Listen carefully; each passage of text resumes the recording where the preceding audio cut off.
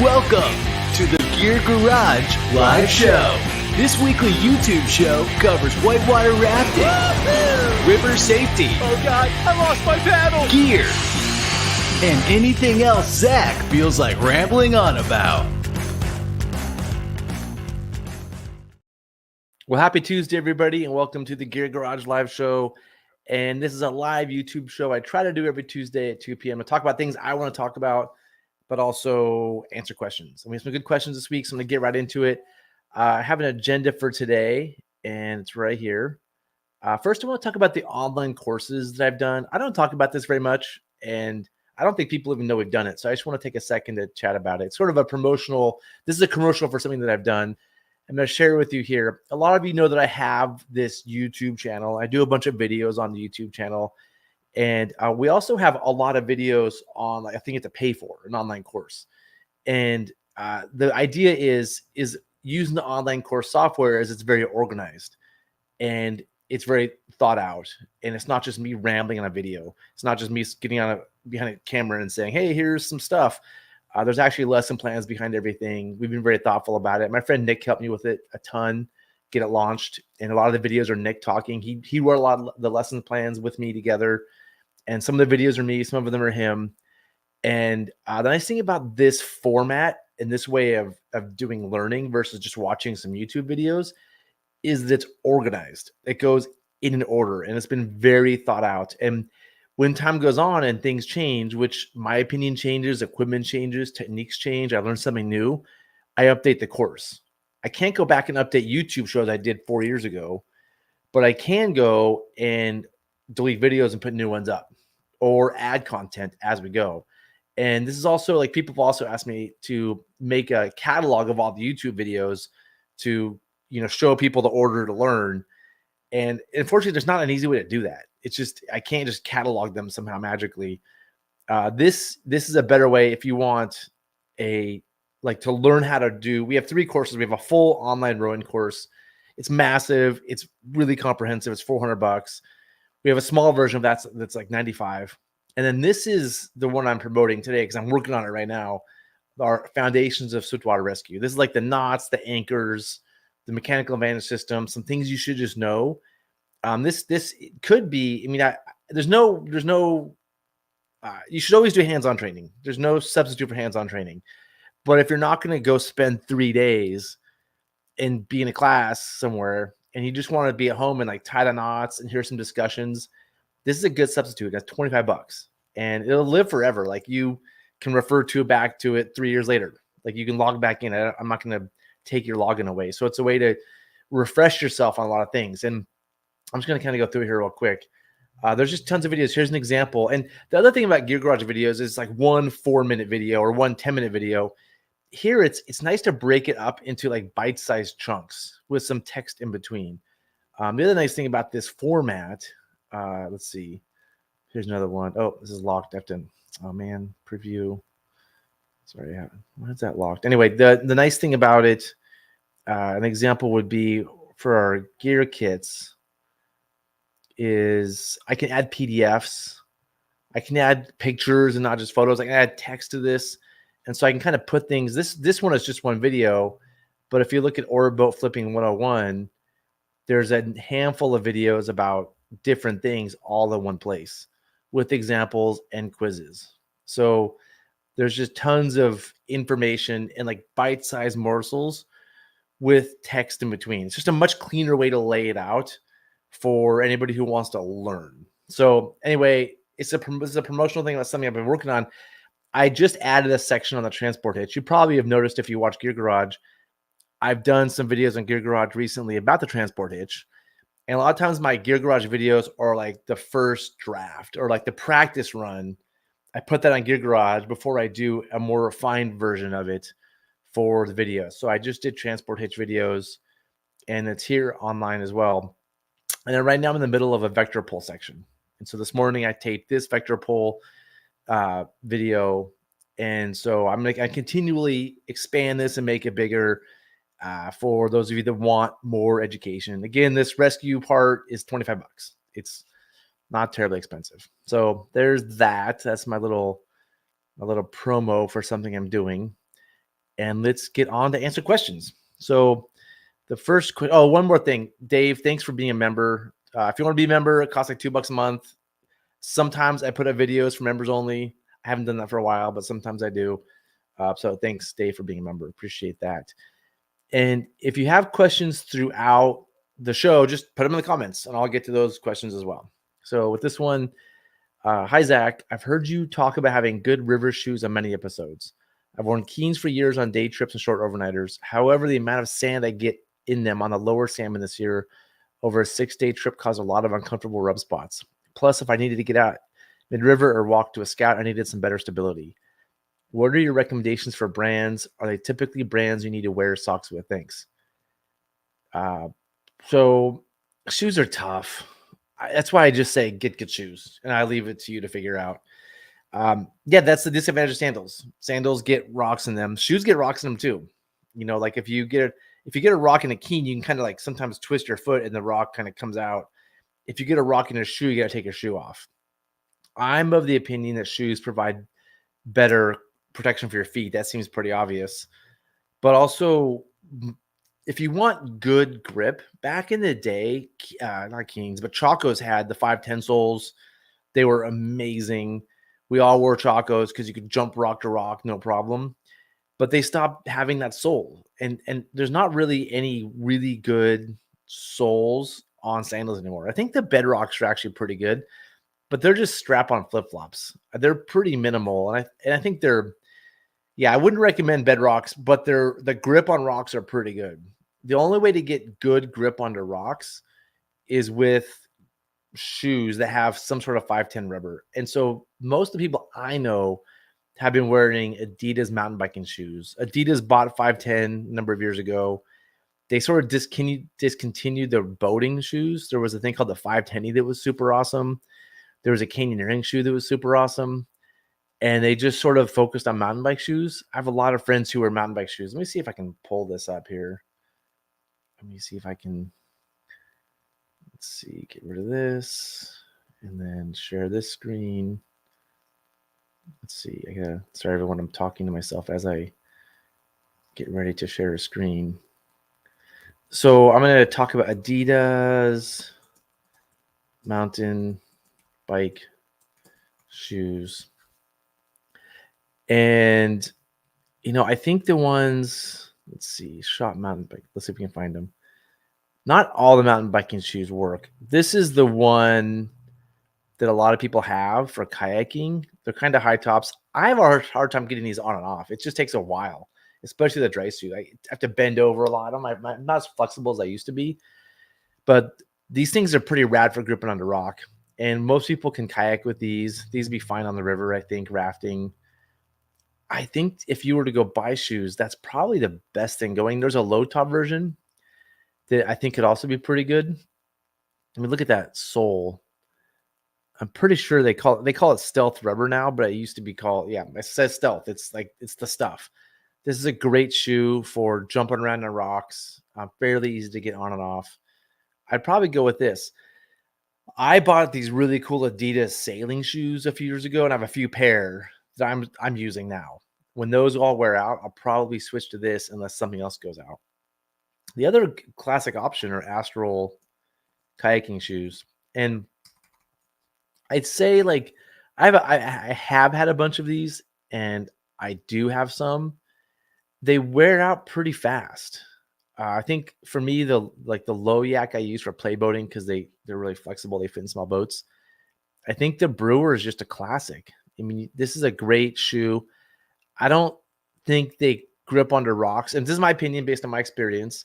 They don't grip onto rocks super well, but they're pretty good. They say they're stable. Here we go. Stable, ultra grippy, and water ready. Yeah, they're good. They're not as good as the Adidas Stealth. You really this is a good shoe, but they do wear out. And that's one of the thing about shoes and water is because you get them, you like if you just wore these around town or when running in them, they last a long time, right? But the fact that they go wet, dry, wet, dry, wet, dry, the constant getting them wet and drying them out is very hard on shoes. And so it's really hard to make durable shoes or even find them. So these aren't going to be super durable because you get them wet all the time. but they're solid. They look cool. Yeah, maybe this reminds me, I should probably get a pair of these. I really do like the Brewer. It says this G.15 rubber is really great. It's good. Yeah, so it's a good shoe too. I'd probably consider that one. And hopefully, and I know that Palm Equipment in the UK just came out with a new rad shoe. It's just hard to get stuff from from Palm here in the US. So yeah, that's another question here. Are there typically brands you need to wear socks with? No, I don't wear socks. I don't wear socks with my river shoes. I don't know anybody who does wear socks with river shoes. I don't think that's a thing. I think you just put your foot in it and go. So for recommendations for brands, yeah, those 510 Trail Cross shoes, the Astro Brewers. Here's some comments. Brewers are fair. Yeah, the RDY shoes are way more grippy. Yeah. And Sean, I'm on my last pair right now. Those are the sail shoes. Those are sweet and they look cool. Yeah, Brewers are fair. They're fine. The 510 Trail Cross, really like them. Yeah. Yeah, the Brewers, yeah, same thing. The Brewers, they're good. They just don't grip as good as you want them to. But those mountain bike shoes are pretty good. Here's somebody else saying issues the Brewers, weird sizing. They fall apart and they slip off. Yeah, when I wear a dry suit with the Brewers, I don't wear them when I need them to stay on. If I'm gonna wear let me go back to here. If I'm gonna go for a dry suit, the other shoe that's really good they make is the Hayak. This is what I wear with a dry suit is the Hayak. The Wrestler too looks kind of cool. That might be one to think about, but I definitely want something more high top because these low top shoes don't stay they stay in your feet if it's just your foot generally, but if there's the dry suit's slipperier and so they can fall out. So if I'm doing something like class 2 and 3, the Brewers are fine. But if I need them to stay on, either the Wrestlers or the Hayaks are the way to go. But yeah, I mean, I think the comment about shoes falling apart, that's just the nature. I mean, all river shoes fall apart unless they're super high quality. And honestly, there aren't that many that don't fall apart, but some fall apart more than others. Okay, so hopefully that answers your question. Move on to the next one. Hi, Zach. Hope you had a great summer season and perhaps a reflection of how many. Sorry, I'm skipping along. Okay. Would love to get your thoughts, recommendations on a 2-person cataraft for Chris and I that would be big enough for 2 seats, small enough to be movable by 2 people, even 1 tube at a time, takedown frame, and can be rigged for day trips with 2 seats or for 4 to 5 day lightweight overnights. So, I mean, that's like you want every possible thing. I want it to be big for 2 people, not too big, not too heavy, breakdown, can do day trips or overnight. Like, what's the ultimate frame that does everything? And this is the problem with rafts. Like, what's the ultimate raft that does everything? Like, what can you be a paddle boat and a gear boat and do the Grand Canyon and do a creek? It's like cars. What's the best car? What car should I get that can gets good gas mileage, but also tows really well and can carry a lot of people, a lot of gear, but can also isn't too big for parking. It's like you're gonna make compromises somewhere. But the thing that comes to mind, go back to here, are the class 5 frame. Is it class 5 adventure gear? Are these frames? I think right now this is kind of in terms of what you can buy. I think that they're doing the best stuff. I know there's some more people planning on making more frames, different frames soon. I think there's ways to make these better, but I think you can go with something like this. You can see 2 people on it. There's a seat for a person here, and you can put a person there, or you can take that off and put gear there. So this could be a multi-day frame or a 2-person day frame. It's expensive. It's $2,700, but I guess, inflation's happening, so I guess we're dealing with that. And you can see it work right there. This one doesn't break down. And honestly, I don't think I would buy a breakdown frame for what you want. I think if you're thinking I might have to fly into the Middle Fork or something, I would, man, I don't think I would use a breakdown frame for everything else you're doing. So I think I'd go with the solid frame. And if you need a breakdown frame, figure it out. I think he might make breakdown cat frames. I'm not sure. It's just, it really, when you buy breakdown frames, you really kill the rigidity to all of it. The other people, DRL River Gypsies makes really nice frames. I don't know if he has any that have 2 seats. Somebody else might know better. But cataraft frames, there's like the fully welded ones, which I think they're good. He made like these are definitely good frames. I think the ones that Jesse makes at Class 5 are just a little better, but probably more expensive. I mean, these are probably like $1,500, I'm guessing, instead of $2,700. But these low pro breakdown frames, we use these for our classes. I would just, for when you need to fly in, I would just get one of these and just use this for that specific time you need to break down. But then otherwise use a full, like, if you can afford 2 frames. If not, I would get this, but you can't really put 2 people on this frame. So yeah, hopefully it answers that question. Let's see what Sean says. Search for the Class 5 breakdown cat frame. Yeah, so I have one of Class 5's raft frames that use the little attachments to make them adjustable. I'm not a fan. They probably work fine. Oh, Jesse's here. Sweet. Jesse, those little, I was just saying, we do make many breakdown very frames. They'll be listed end of the month. 27th with, oh, sweet. Yeah. Yeah, the breakdown things, Jesse, like I'm personally not a fan of. I know you like them. I think that they're going to be a little weak. Sorry to say that. I know you probably don't like hearing that, but that's just, I have to be honest. I think the low pro is the way to go for breakdown frames if you need low pro frames. Jesse, how much is that frame without the powder coating? If you like, what's that same frame without the powder coating? All right, I'm gonna move on. Next question. Let's see. Organizing rigging. Love the show. I'm a huge proselyter. Boy, I hope that's good. Oh man. And telling everyone I know about what I've learned here, especially people getting into rafting. Cool. Hopefully proselytizer is good. Let's go back. Yeah, without the powder coating, 2,300. So that's a bit more affordable. Yeah, that's much better. Yeah, Jesse, you're like your solid frames are. I mean, it's the standard now. Like it's if people want to get a capo frame for running hard whitewater, go to Jesse. That's the place. Okay.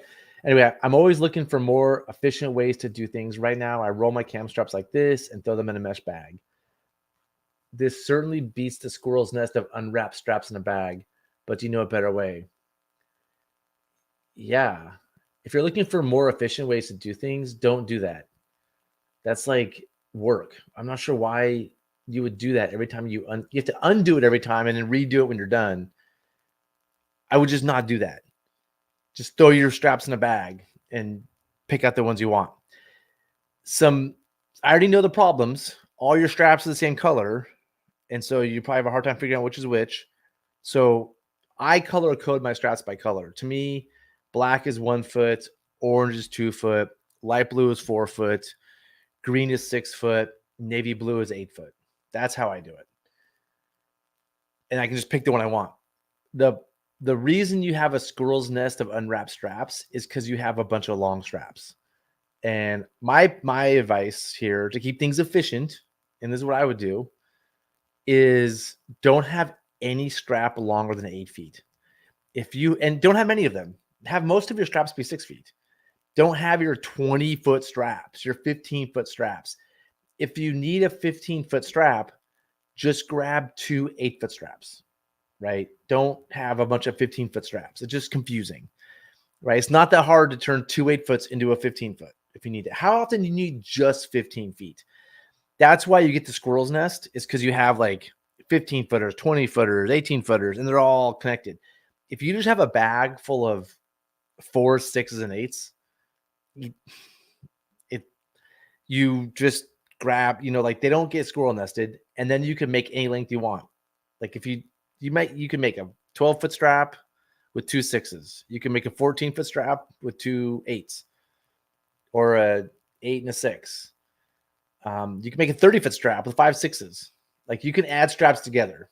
And so I'm of the opinion. And the other thing is it's really hard to get a 20-foot strap tied over bags tight. You have one place to pull.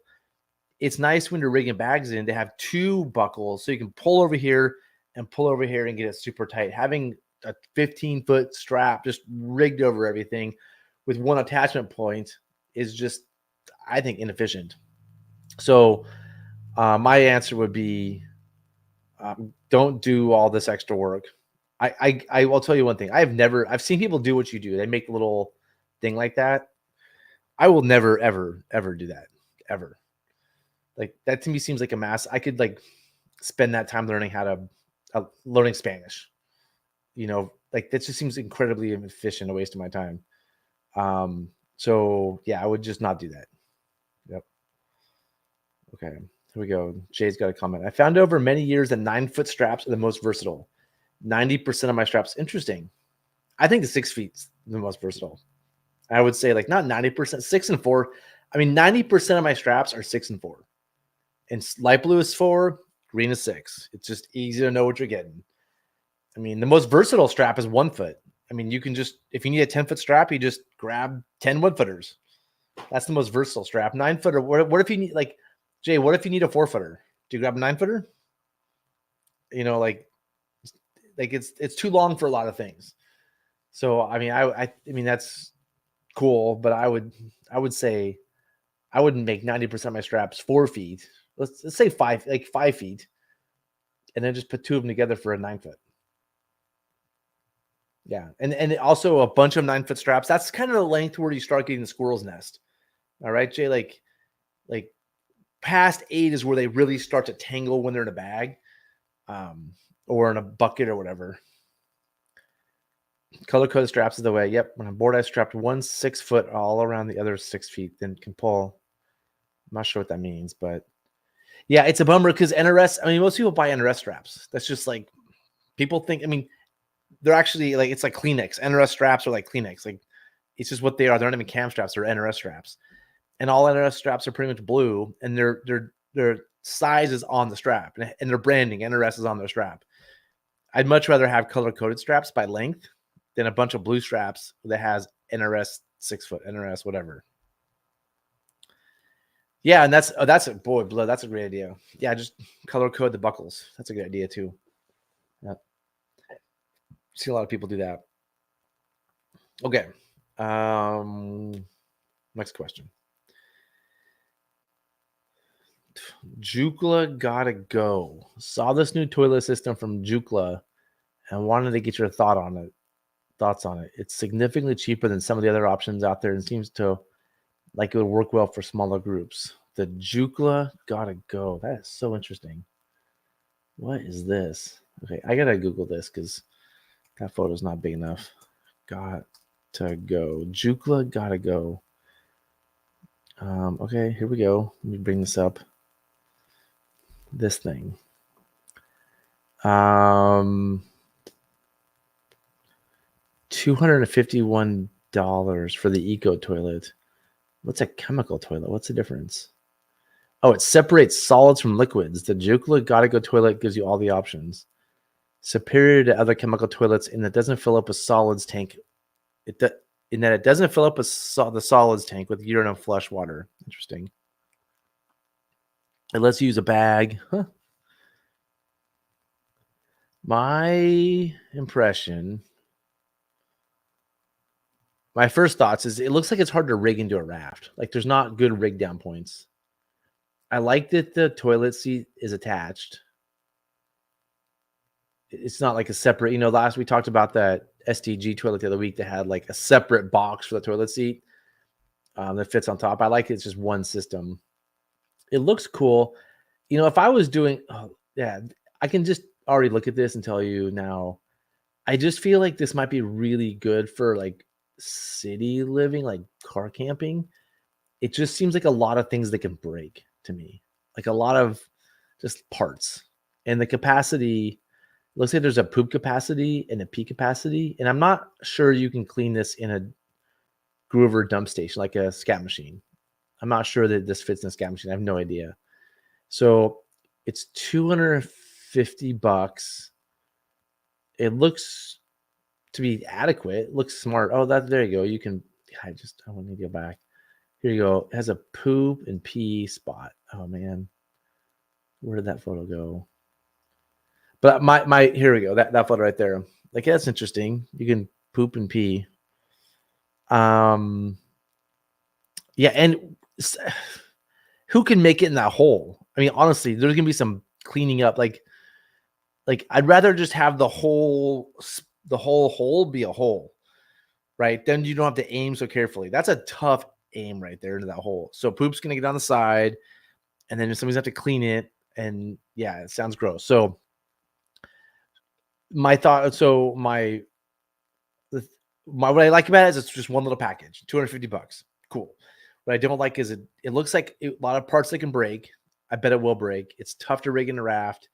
It's got a small poop hole for $250. I'm just like, can't say this enough. The Selway fabrication toilets are where it's at. It's just, why not get this and now it's twice the price, $509. Their website doesn't work at all. You can't even buy things here. Look, everything's broken. But if you can find one of these, which I'm sure you can, like it says our business partner in Northwest Rafting Company. We're not actually business partners, okay? I've made some videos for them. I like the owner a lot. So he like put that on here. Hopefully it links to my website. It doesn't link to my website. That's too bad. But and like they are genuinely really good. That's why I write blogs about them. That's why I write videos about them. That's why I proselytize them, which I hope is a nice thing to say about them, because they're really good. There's a big hole to poop into. They're made to use with groover jump stations. I would definitely pay twice the money for this. If you have $250, that's all you have, and you need to poop, I think this would be fine, but not very good. I would choose though instead. I feel like NRS has a toilet that I like. I forget the cheap toilet I like. Let's see. I'm Googling it. Toilet waste systems. If I'm doing this on the cheap, I'm gonna go with one of these. I use these. They're light. They're simple. You poop in a bag, whatever. It's not a big deal. You just have some bags of poop. Bring a bucket. Put your poop in the bucket. Sorry. It opens up to be like this. And then you put the little clean waste bags. This is cheaper. It's simpler. Unless you're, if that's your size, that's the way to go. Or this like rest stop thing. If you're trying to save money, just get like, I've never used the EcoSafe, but I'm sure it's fine. Or just go with this thing where you poop in a bucket. With these, yeah, I would do something like that for now. I wouldn't. If it was me, if I'm on a budget, I'd probably go with one of those. So, yep. So that's it. That's all. I think that's all my questions for the day. If you have questions, throw them up there now, or we're gonna shut this show down here real quick. I'll get to these comments here and see what people are saying. If you already have this, okay. That word means proselytizing. Cool. I learned a word today. Yeah, it's hard to beat the riverbank. I just don't. And guys, I have used a lot of groovers in my day. I still continue to use different groovers. I've cleaned hundreds and hundreds of groovers in my career. Maybe, I mean, I would even guess it could. Is it possible to be in 1,000? I don't know. I've cleaned a lot of groovers in every way possible. The riverbank to me wins. All right. I have a unique catboarding system. Instead of 12 straps on 12 D-rings, I use 6 on 12. Yeah, that makes sense. I would rather just use 12 on 12, honestly. But yeah, to each his own. It doesn't look like you can seal that tank off. That would be a problem too. Yeah, that might be a problem too. There's a separator inside the bowl. Yeah, I don't know. Again, I'm sure the Joukla is gonna work. There's so many parts, little things that can break. It's a river trip. I don't know. Okay, here we go. The EcoSafe is solid for privates. A few drawbacks, not major. Yeah, I feel the EcoSafe is probably fine. I've seen people use the EcoSafe. And it's $270. I feel like, am I right to say that this is designed to sit in a rocket box? Like it looks like this tank, you need a rocket box, lives inside of a rocket box, and this separate lid will fit into another rocket box. So it's another two rocket box system, two rocket box system. I think that's what this is, which is fine. Yeah, it's adequate. It's $270. You know, if you're a private group of like 6 to 8 people on like a 3 or 4 day trip, it's probably fine. It's probably just fine. Yeah, I think I just go with this. It's good. Thanks, thanks, Mike, for backing that up. Yeah, it lives in a rocket box. The lid can go in a dry bag to avoid. Yeah, you know, you can put the lid in a dry bag. That, you know, to me that looks plasticky, and so I feel like it's one of those things that you could break. Like if somebody fell on it in a rapid or something, that's how these things break. Somebody steps on it, that's you break your toilet seat. It's a bummer, and so I can see why you'd put in a rocket box, but you could put it in some kind of dry bag and protect it for sure. But honestly, like, and these like going back to these. I've used these a ton.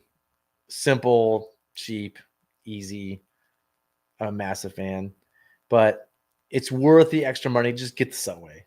Just get the Subway toilet. If you, I guess they're hard to find right now, but if you can get one, get it. It's worth the money. It's definitely worth the money. All right, well, that's another show. I want to thank you all for watching. I'll be back here next week. I'm in town, so we'll have another show next Tuesday as long as there's questions. I really appreciate everybody that submitted questions. I want to remind you all, I have been putting a ton of time into this online rescue course. If you're taking it and you're like, hey, Zach, do a lesson on this. Like I'm doing lessons. Every day I'm adding lessons to it. So if you do like it and you're like, hey, add this in, add that in, like I'm looking for more ideas to make it better. So it's one of the fun things about doing online courses. I can take requests if anybody wants it. So with that, here we go. Sean says, clean waste, great for smaller trips. Rest stop, round bucket kind of sucks. The round bucket kind of sucks, but it's cheap. So, but that's it for this episode. Thank you all for watching, and I'll see you all next week.